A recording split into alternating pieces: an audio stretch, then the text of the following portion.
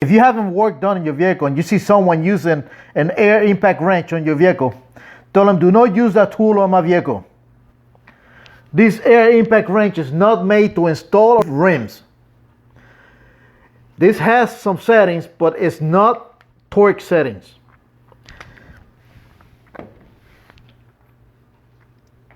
If you want to use an air impact wrench to install rims, you need this tool. These are called torque sticks. They have, each individual one has a torque setting.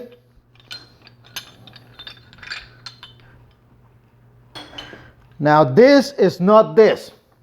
This is the one this is extension that you use for your tool. This is specifically designed to flex once it reaches its maximum torque.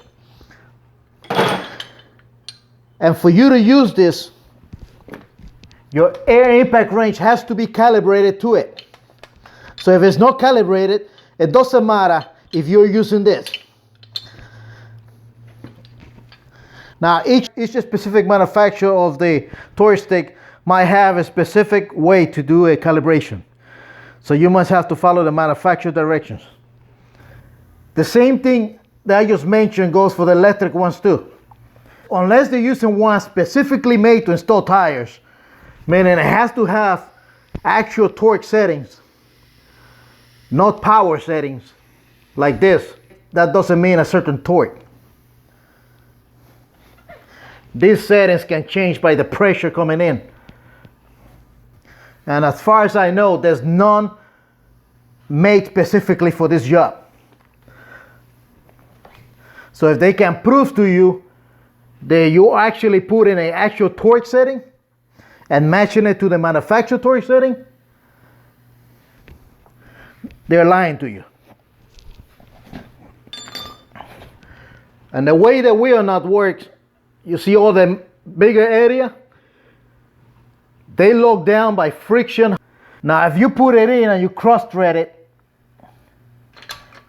and let's say it feels pretty tight, and you force it in with an impact wrench, you're gonna cross thread it.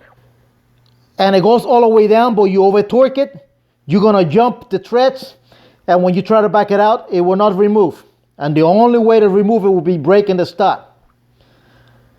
Now some vehicles that replace the stud is as easy as removing the brakes, the rotor, and you have access to remove it. Some of them you have to press the wheel hub in and out to have enough access to remove the wheel stud. And that could be very costly. You want to always start it by hand and get one or more than 2 turns. Then you can use extension or the socket, or by hand just bring it all the way down. Once it's snug,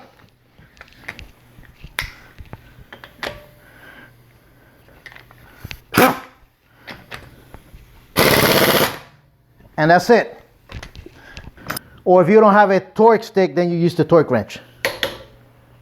As a professional, they should not be using an air impact wrench on your tire.